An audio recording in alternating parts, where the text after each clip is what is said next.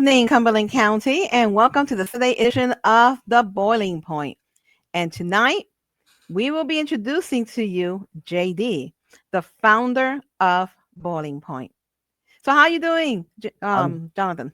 I'm doing good. I'm doing real good. Good. Well, that's good to hear. Has this not been a week for us? It's been nuts. It's It's been been a quite a week. very busy week, Yeah, it's been to quite the say the week very for least. sure. Yeah, and not even really a week, really. It's been that way really for the last couple of weeks. I mean, the last week has been really heavy, especially because I released a bunch of the videos and stuff. But really, since September, really, we've been going kind of nonstop, wall to wall. It seems like.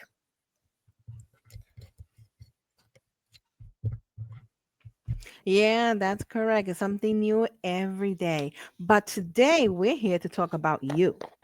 So All first, I right. want to start by saying to the community that's hearing us, there has been some misconceptions, especially here in the West Shore School District, that I am the founder and CEO of the Boiling Point. No, I'm just the loudest member that he probably has on his team, the one with the biggest mouth and that can speak multiple languages.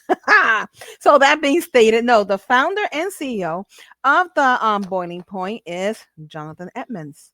Okay, Yep. so let's just clear that. But we're going to get to know him a little bit more today. There has been a lot of talk about who is this guy. Okay, and as of late, he's been facing a lot of fire. Okay, why? Because unlike the regular media out there, he's putting out the truth unfiltered. And that is not sitting well with many people who are used to manipulating the press. Am I correct, Jonathan? Yeah, you 100% correct. Yes, the backlash that I and we as a company have been facing during this election season, just for putting out the truth, verifiable truth at that. Just I've said it on many episodes, and I'll continue to say it. Nobody has to take our word for anything. Do your own homework, do your own research, and you're Correct. going to find Nobody out has that to take our word. we're the we will you will find out we have the truth. We have given you the truth as soon as you do your homework and your research. So that's why I'm not concerned with some of the trolls and stuff because they're just talking. Anybody who actually watches the show and then actually does their own research is going to see that we're right and that our information is correct. That's why we've gained the traction and the viewers that we have. That is correct. That is correct. We just don't talk. We're not talking heads. And if you want to come and sit down with us and speak with us, unless you're giving us facts, verifiable facts, okay, not fairy tales, because a lot of people have more stories than Mother Goose out there, we will not entertain it nor air it. But I have a question for you, Jonathan. Hmm. What inspired you to start your own business? Really, it came out of just really not being able to find a job. Was is really the main thing that I started it. It actually started a year. I started the podcast in 2020. The Boiling Point podcast was founded in 2020, in August of 2020. So we're just past our 5 year anniversary. Um, and the year before that, 2019, a friend of mine and I were talking, and I was talking about investing in the stock market. And and I said, "Oh, as soon as I have some money." And he said, "No, not when you have some money." He's like, "Put $10 in, put $20 in." He's like, "If that's all, you put $5 in." He said, "Put in what you can afford and start building it up now, because then in a couple of months you'll have the money in there, and then you can do something with it. If you just wait until you have the money, you're never going to get anywhere. You're not going to get there. You'll never start." And I did that. I started investing in stuff, but it was that advice the next year in 2020. Obviously, the elections of 2020 and everything was, pretty serious, highly contested. A lot of stuff happened. And I kind of took that advice and then applied it to beyond just the stock market, because I thought about starting a podcast. Many people had told me that I have like the voice for radio or for doing this type of thing. So I'm like, you know what? I'm going to take the same advice and apply it to the show as well. So I just started. I went out. I got my buddy Nick Mizpah, and I said, "Dude, I'm going to start this. Do you want to join me and like contribute and stuff?" um, and he was in. So we bought some equipment, webcam, microphone. I wanted to make sure we were putting on a good quality show, so I wanted to make sure we had the right equipment, at least starting equipment. You know what I mean? It's not high end, but it was starting equipment. So And then that's how we started. It was just, I was like, nope, if I want to do this, then I'm going to do it. I just need to do it and see it through every day. And I started in July of 2020, started by building the logo, the lettering, figuring out how to shoot it, all that stuff, like doing all my homework, figuring out how, where, all of that stuff. And then in August, we officially launched the show. But to come bring it around and to answer your question, it came because finding work was difficult. Um, it's being in a wheelchair, you don't really get hired for a lot of jobs, so it's hard. I was just got tired of applying for jobs and seeing that same look on people's faces when you would walk in. Hey, I'm John, I'm here for the interview. And then that look of, oh shit, this guy's in a wheelchair, how am I going to make it through this meeting without saying something that he's going to sue me for? So usually the interviews are all generally the Right. same plain, bland questions, and then I never get a call back. So I just got tired of it. I said, if I want to do something, if I'm gonna have a future, if I want to not just live on Social Security and stuff for the rest of my life, I got to make something happen. And we live in a capitalist free market society, and so I decided to start a business. And that's where it started, was just out of necessity for wanting to be able to have something and to be able to start something and then make it into something where I can make some money and maybe make myself sustainable. Okay, well, I never knew that. That's very interesting. And now you stated that you have a disability.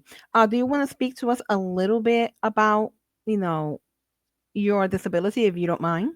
No, absolutely. And I want to say you and Christy did a great job last night on presenting the information and talking about my disability. You guys did a great job at presenting it. So I would refer people back to that episode, but definitely make sure you go look at that. But yeah, it's called arthrogryposis multiplex congenital.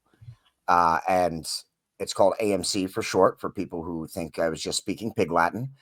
And it affects the muscles. The best way for everybody to understand is it affects the muscles and the joints during development in the womb. So I have a more moderate case of it where it's affected both my my arms and my legs. People have it just in one or the other. They might only have it in their feet and not just their legs. People only have it in their wrists and not their entire arms.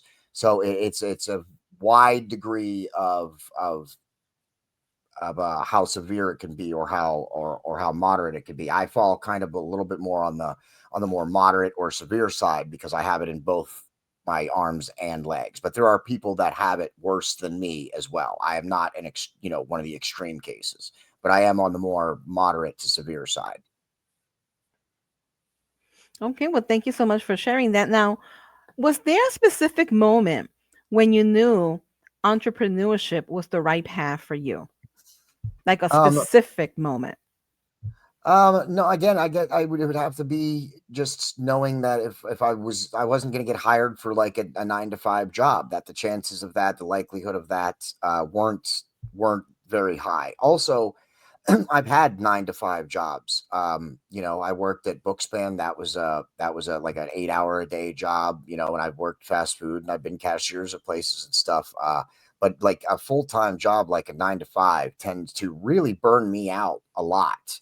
I was By the time I left the full time job, I worked at Bookspan for 13 months. By the end of that 13 months, I was so tired. I was just, doing that every day. So I also don't know if a regular like 8 hour a day job would be something that I could do on the basis. The right job I could do, yeah. But can I go out and do certain stuff for 8 hours a day? I don't know that I could do that on a constant and continuous basis. So again, it goes back to just wanting to be able to not just have to live off Social Security, and knowing that if I was going to get off of it, I would have to do it myself. Right, right. And that is admirable. Now, what would you say, okay, is the toughest part of running a business? And how did you overcome it? The hardest part at the beginning, the hardest part was um making yourself motivated, keeping yourself motivated to do it at the beginning, that was definitely the hardest part, because you're not getting paid for it, right? And you're starting Mhm. out slow.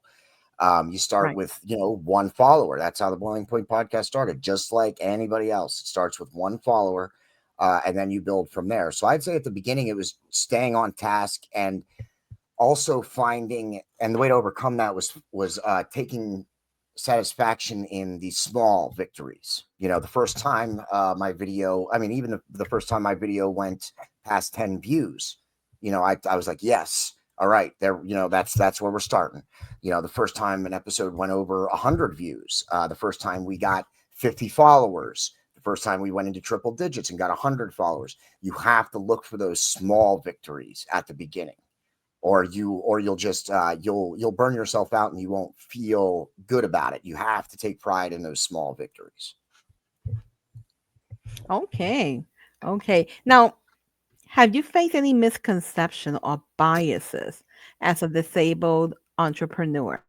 Because a lot of disabled people, they limit themselves and they don't believe that they can start even a small business. And you have shown this differently. So, have you do you recall any time they have faced any biases or misconceptions because you are disabled? um no, not too much. The most misconception or bias that I've faced has probably been in the last week or two, really, with when we released those political ads that I had put together. I'd say most people don't they don't I don't think I get any preferential treatment. Like when people find out I'm a disability, it might make people want to go check me out. Then it might open the door in some people, but I don't think like people Mhm. will follow me or if they don't like the content. So I don't think I've faced any biases. I have faced more biases being a Christian conservative American loving red blooded man than I have for being having a disability, creating a show. That I face way more for my beliefs than I have for my disability. 100%. Oh yeah, it's like we Christian people, especially if we're conservative, we are like the outlaws now. Isn't that something? Yep. Um, Now things, do tend to get tough in certain situations.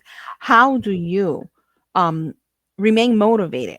Because there have been times that, I can tell you that I've been angry as all get, and I'm like, Jonathan, la, la, la, la, la, la, la, la," and I am just going on.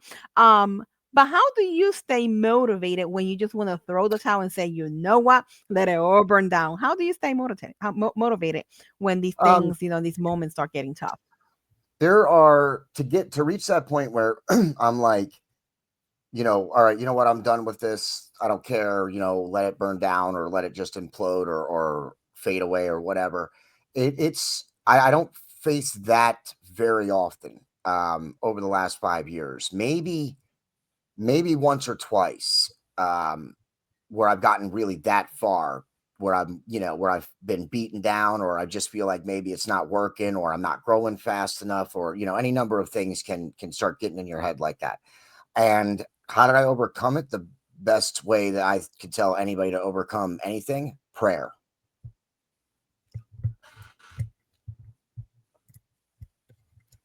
Amen. Amen. You got that right. That's the only way really to overcome things.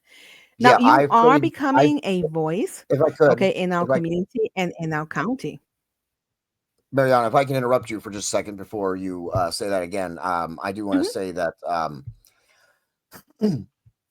prayer. I have prayed many, many times with this podcast, and each time I've always gotten an answer in some way or in some form. So definitely never underestimate prayer. There's been at least, I'd say, I mean, we're 5 years old. I'd say at least 5 or 6 different occasions I have prayed about something specific, or about the podcast, or the direction, or something like that. And within a couple of days, a week or two, maybe, I think the longest one was maybe a month or so. I've always gotten them answered. Amen. Amen. And that's a good segue to my next question. Okay. Um, which is how Okay, so you're becoming a very strong voice in this county. Whether people love you or people hate you, they know who you are already because they Yeah. definitely know. Okay, so how or why did you decide to cover local news versus national news? Because most broadcasters that you see today are covering national. We have a lot who are covering national. Why did Yeah. you decide to cover local? Well, actually, at the beginning, for the first couple years, we did do it was national stuff that we were covering more of. You know, stuff that was happening with Donald Trump, the presidency, stuff in Congress, the budget, and all that.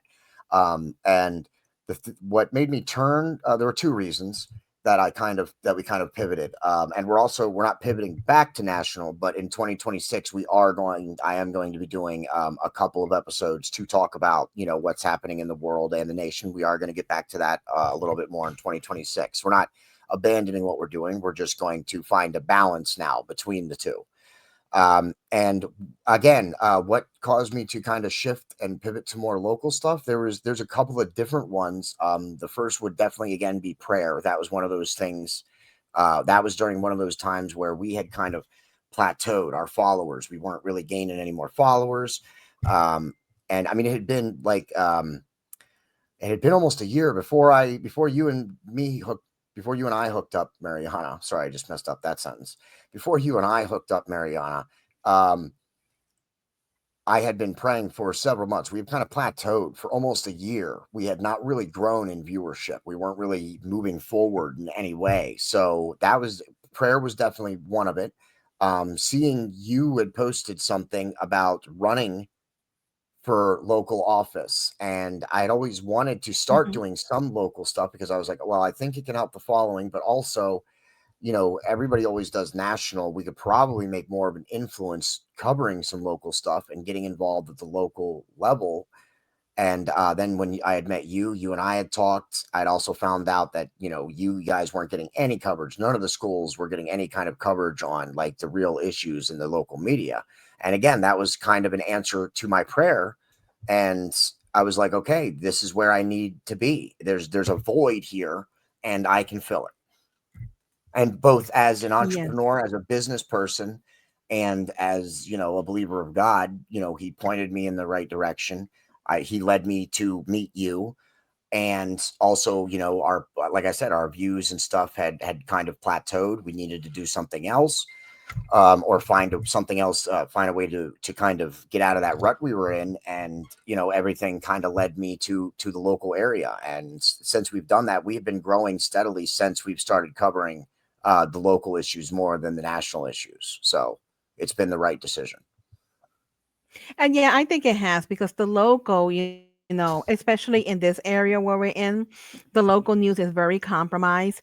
They'll give you a one-sided, okay, version of a story, or they'll if you we've had incidents, and Christy can tell you about this even before I came into the fight, that the local press will contact her and some of the mothers, okay, for a statement on whatever may have happened, to say with the school board or a meeting, and they would actually edit it to make it seem as Yep. though they were saying something that they were not. And that's something that I can say that here in the Boiling Point that will never happen. No. Your comment and your statement is your comment and your statement, and we will always respect your freedom of speech. And as far as I've known Jonathan, he will always, you know, respect and protect your freedom of speech, whether he agrees with you or not. Yeah, absolutely. Any guest that comes on, you know, you'd have to go pretty far for me to, like, if I had a guest on, they would have to really go to an extreme for me to like mute them or kick them out or something like that for me to like, and again, only because it's my show. So you do have the freedom of speech. Let's talk about that, Mariana, freedom of speech, because you know, people after they see this episode and the episode you released last night, that freedom of speech is going to be something that they bring up, saying that we try and silence people in some way or something. Okay, so let's be clear that freedom of speech grants you the right to say whatever you want. You can go outside, you can say it on the street, you can say whatever. You can make your own show, you can record your own video, you can post it on your own social media. That's freedom of speech. So while I will let anybody come on the show and we can have a talk and a good discussion, and as long as people aren't there, there's just a few criteria that I have that I won't allow people to do either on the show or on the page. Okay, you're not going to attack my viewers. You can't do Mm-hmm. that. So you're not going to talk smack on them or attack them in the comment section of my page. Okay. You're not going to blatantly lie about something, especially on my air. Okay. If you lie about something, Right. I'm going to call you out. If you continue to lie, I will shut you down if I have to. I won't allow that either. And I also won't allow certain, I don't like the term hate speech, but there are some things that just you know what I mean? Like, I'm open to talk about anything, but if you start getting into where you're talking hateful about other people or something, then I will likely, step in. And none of these things will I be like, okay, then that person's out. Like, I won't immediately shut you down. I'll be polite and I'll say, no, can you refrain from doing that, please? Or let's stick to the topic, or let's stick to the facts. I'll try and stick to what we know. But if people become unruly or something, then of course I will, shut them down or silence them on the show. Okay. Not in real life. Only because it's my show and I built it. So what's said under my banner does kind of reflect on us a little bit. So we do have to protect our brand that we've been building for 5 years. Mm-hmm. So, freedom of speech means you can go and say whatever you want on your page. Doesn't mean you can go and attack people or say whatever you want on somebody else's show. You see it on CNN and stuff. It's not that they're silencing people. It's that you just can't go on their air and say whatever you want. You can go outside and say whatever you want. So that's the difference between freedom of speech and why comments get turned off maybe on a thread, not on mine, but other people do turn comments off. And it's because if people are becoming unruly, you have to rein it in. It's your page. It's a representation of Correct. you. So if you want freedom of speech, go to your own page and post whatever you want. Yeah, absolutely correct. Because I have had to turn off commenting on various pages because people just become downright hateful. And it's not as though they're looking for open dialogue. They're just No. looking to spread, the anger and the hate. And at that point, why argue? It's like even the scriptures, it's a biblical principle. Why argue with a fool? Yep. Yep. One of Sometimes you my just have favorite to turn off verses the is commenting. Yeah. One of my favorite verses, I can't remember the whole thing right off the top of my head right now, but it starts with "Do not cast your pearls before swine, Mm-hmm. or they may trample Mm-hmm. them to the ground and then turn on you." Uh, Correct. and I'm not talking about anybody specific when I'm referring to swine. No, we're talking in general. Yes, of This is course. just and General. it's Yeah. a biblical verse. It's a Yeah. biblical verse. Yeah. Now, I have a question that I've been meaning to ask in some of the girls too. How did you come up with the name The Boiling Point? Because in this time that we're living, that name is, I mean, that name or title for the show, it's really timely. Because I think Yeah. that's where we are as a nation. Yeah. Thank you. That's a great question. And you're gonna love this. It actually goes all the way back to my days in high school. And I wrote a column. I used to have at that time, I had a wrestling website, okay, where I would that was before videos and stuff. People weren't making videos, everything was like articles, written articles and stuff like that, more so than video. So I ran a website that was like wrestling news and rumors and stuff. And then one of the columns that I wrote for that was called The Boiling Point. And it kind of what the theme was I boiled down on an individual wrestler, talked about their strengths and weaknesses, and kind of it was just a single individual kind of a focus column. And then I stopped doing that. I got away from wrestling for many years, and then when I started the podcast, it just came back. It was the first thing that came to me was my column from high school, even though it was for wrestlers back then. I was like The Boiling Point. It fits perfectly. That has to be the name. So now we officially go by The Boiling Point Podcast because there's a couple of other The Boiling Point items and entities out there. When I had done the research in 2020, none of The Boiling Point or anything with The Boiling Point had been active in at least a year or more. So that's why. But to avoid any serious problems, at least until we reach the point where we're copywriting and doing that type of thing, then so we go by The Boiling Point Podcast. But yes, it's an extension from my column in high school. So you never know when things or how things like come back like that. Oh, that's true. That is true. And I just say that it's just very appropriate, because of You're not where our country is at the moment. Yeah, you and the other parents aren't the first person to people to tell me that. They a lot of people have said that's a perfect name for the show, for the times that we're in, for what you talk about. It's the perfect name, and it is. Now, if you would have to say that the boiling point has a mission, okay, what is that mission The in your own words? Yeah,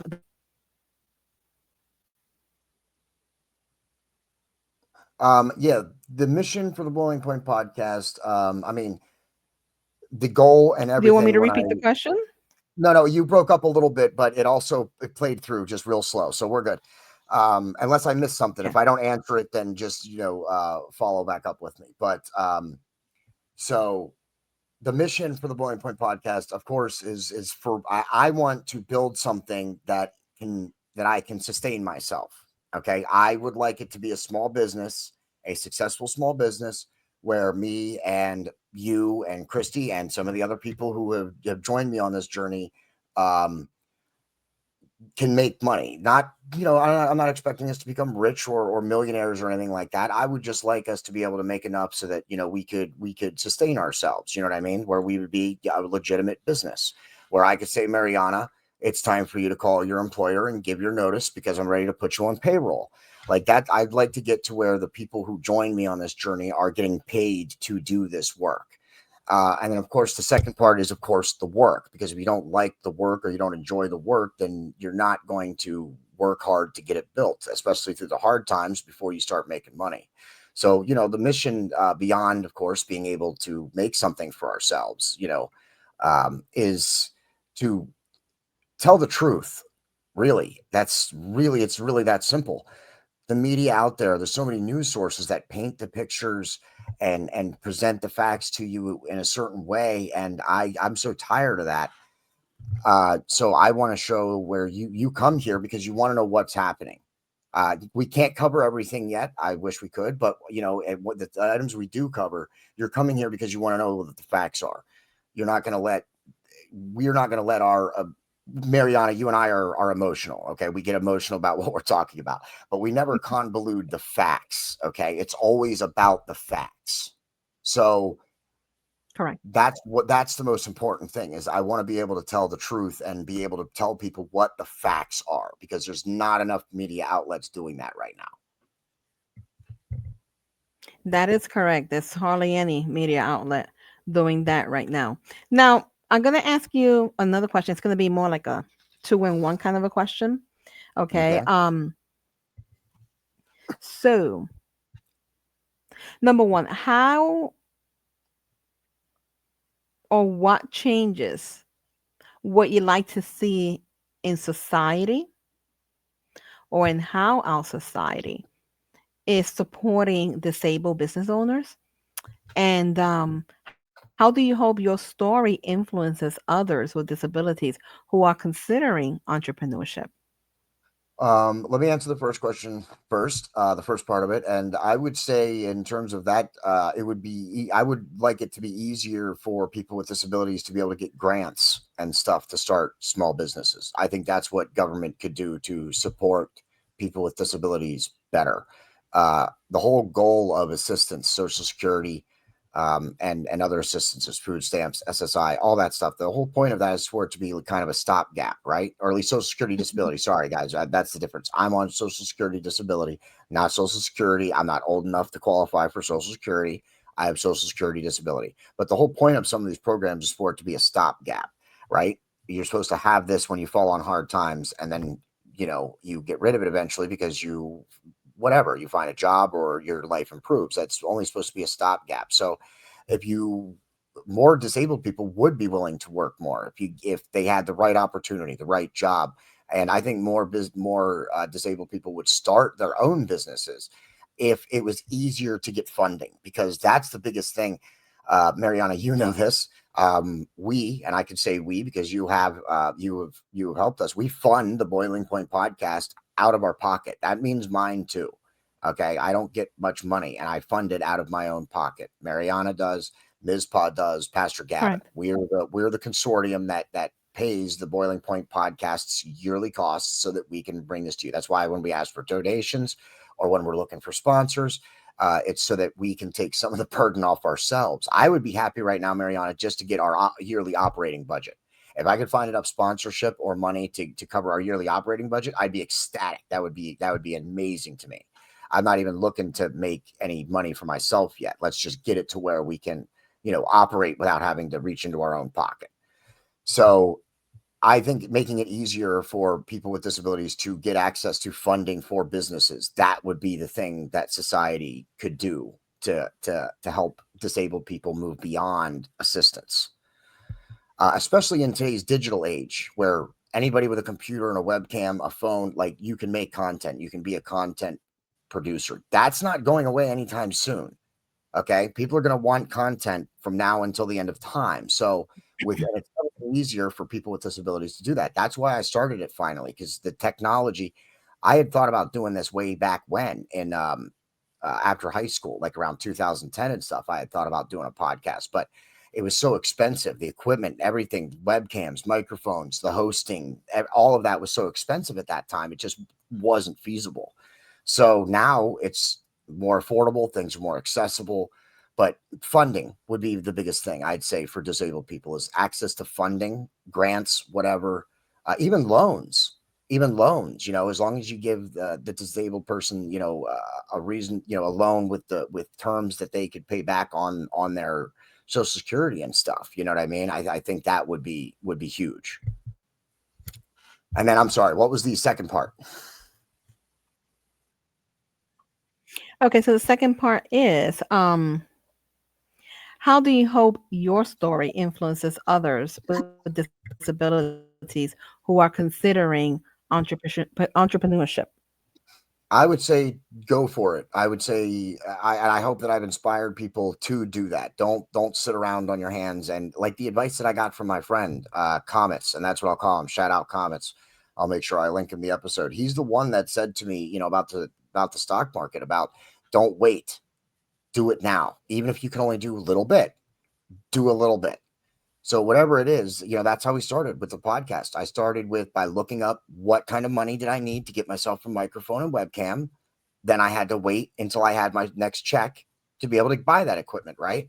So in the meantime, while I waited, once I found the information and had my plan ready, then I went to the branding. Then I started doing the logo. Then I went to the social media. Then I set up the Facebook page. Then I did apparel.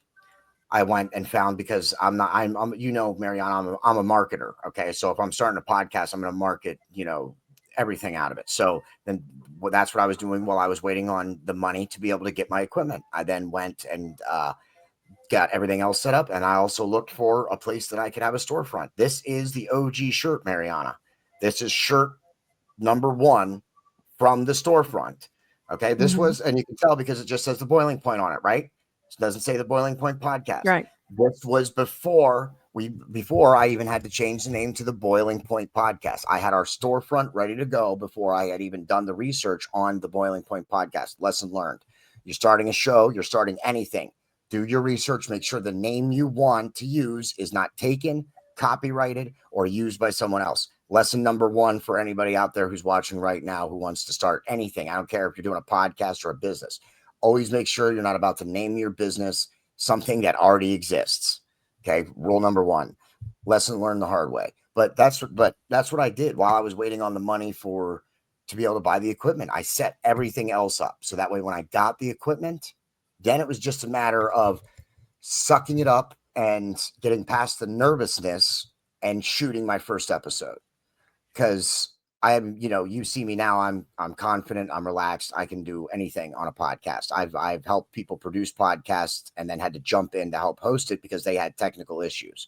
I can do anything in a studio now. It doesn't matter. But I can assure you that on episode 1, okay, by the time we were done, my shirt was soaked all the way through. I had completely sweated all the way through this very shirt that I'm wearing by the end of episode 1. I was so nervous and so stressed out. It was unbelievable. So, and that's something that you have to get past too. That's something you have to get past too, especially on a podcast or something. As soon as you put yourself out there, you're going to be nervous at first. You have to try and just push past it because you'll get better as it goes on. And don't ever be afraid of your mistakes. Own your mistakes because no one out there is perfect. That's why I leave all my content up there. There are some terrible episodes of the Boiling Point podcast, Mariana. Okay, go back and watch the first 10 episodes. Not many of them are very good. All right. So but that's why I leave them up there. I want people to see how far, where we started and where we are now, because it's night and day. But we're not going to be here without being where we were there first.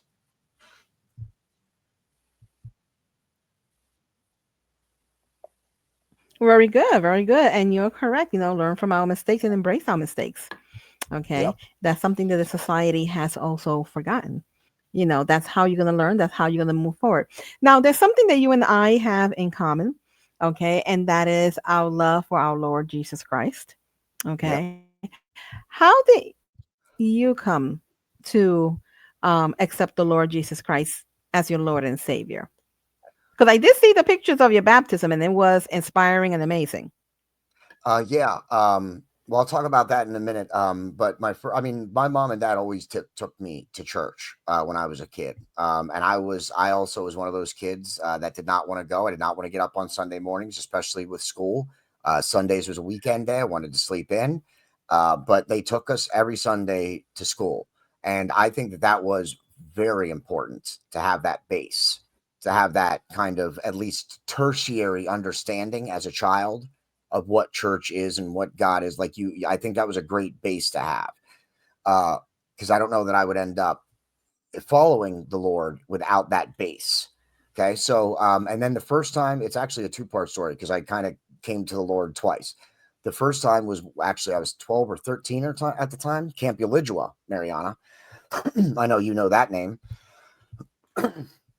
Mm-hmm. But shout out to Brandy, also a fellow Camp Ulijua alumni. But yeah, that was the first time I came to the Lord. Actually, I went up there for their week-long summer camp. My stepdad at the time went up there and was kind of got to be like one of the counselors, but he kind of got to be like my personal assistant counselor kind of a thing. So that way I could go up there. I spent the whole week up there. I slept in a bunk bed. I took showers up there, the whole thing. We stayed up there the entire week. And it was that week that I came to the Lord for the first time. And then during my teenage years and in my 20s, I definitely stepped away from the Lord briefly for a bit. And then I came back to him. Probably I want to say it was 26 at the time, 27, I'd say. Um, and then I came back to the Lord. Me and one of my buddies started a Bible study. And then that's kind of was like my second return to the Lord. And then I just got baptized, of course, this year. Uh, I don't know why I didn't get baptized before. Just, I don't think it was something that I ever even thought about doing until recently. I just noticed like every time I saw a baptism, like it kind of stood out to me. Like I noticed it more. It caught my eye more. So I was like, yeah, it's time. I want to get baptized. So I hit Pastor Gavin up and I said, listen, I'd like to do it this year before it gets cold. Because we were coming towards the end of summer at that time. And I'm like, Oh, yeah. I'm like, you think you can get me in before the end of the summer? Or I mean, I'm cool with waiting until next year if you really want, but I don't want to do it in the winter though. So Yeah, I yeah, wouldn't he want was to do it in like, the winter either. yeah. So yeah, he's like, yeah, absolutely, we can get you. I think we did it like 2 weeks later after I had said about it. He's like, yeah, in 2 weeks, I'm doing some other people. You can join us for that. So, yep, that's how. And then I got baptized. Yep, but that came way later. Like the And baptism that's was wonderful because, far with later. what, yeah, with what we're doing, we have to have God. We have to have God with us. Oh yeah, We have to have the support of God. And we're doing this because our God is a God of truth. And this is why, we put out the truth and value the truth. But I am Yep. so happy. And I was so happy to see your baptism pictures, and it was really inspiring to a lot of people who saw it, Jonathan. It was Yeah. really, really inspiring. There's nothing better in this life than to, serve our Lord Jesus Christ. Yeah. So, with all this being stated before we close, if there is one thing, just one thing, that you can tell or say to our community that has gone insane, and the Christians that are having to face, okay, we're facing all this opposition in the time that we're living, what is the one thing that you would say to our society? I would say that the devil is excellent at disguising himself, and that you really need to. That's why I tell everybody to check your own facts, do your own research, because you need to. That's the only way for you to tell the difference is by what's coming out of their mouth, Mariana, right now in today's By their world. fruits. Yeah, because, and I'm sorry, and since the events, since Charlie Kirk was assassinated, I think it's never been more clear that you can see who's on the side of light and who's on the side of darkness. I don't think it's ever been more clear in the last 40 years at least, that of who's on the side of good and who's on the side of evil. So, but it can be confusing. Okay, it can be confusing because a lot of people are good at disguising themselves. So the way you tell the difference is by what comes out of their mouth. The way you can verify what comes out of their mouth is by doing your own homework. Okay, check what they're saying. If what they're saying is the truth, and it's constantly the truth, and it's the whole truth, then you can probably trust them, and maybe you don't have to check every fact if you don't want to.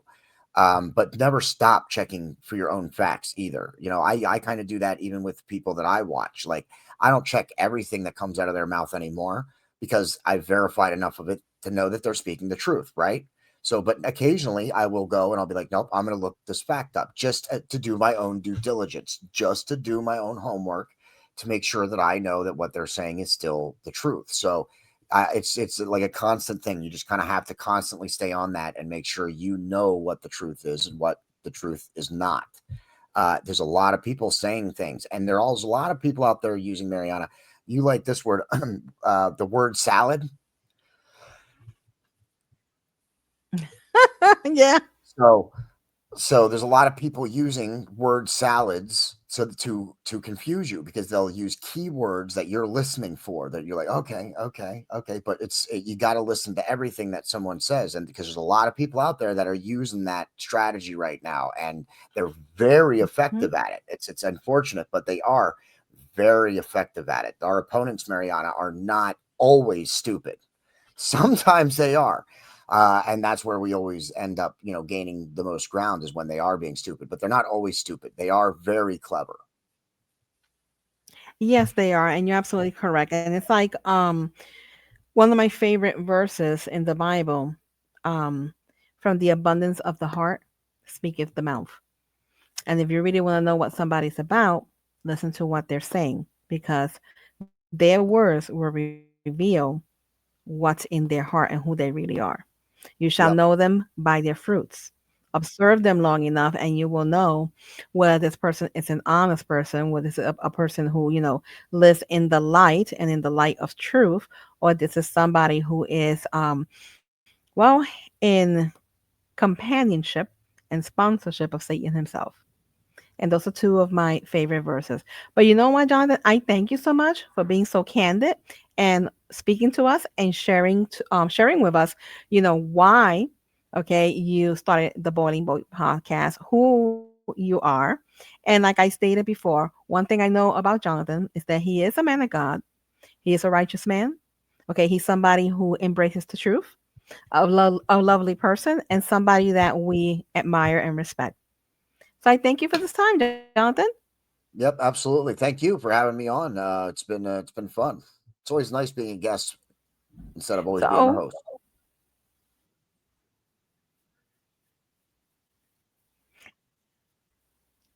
it is. Figures at the end of the episode, we're gonna have some True. technical issues And again. we're signing off. Thank you for joining us at the Saturday edition of the Boiling Point podcast. Yeah, it figures, but hey, we worked through it. We worked through it. So God bless everybody. Yep.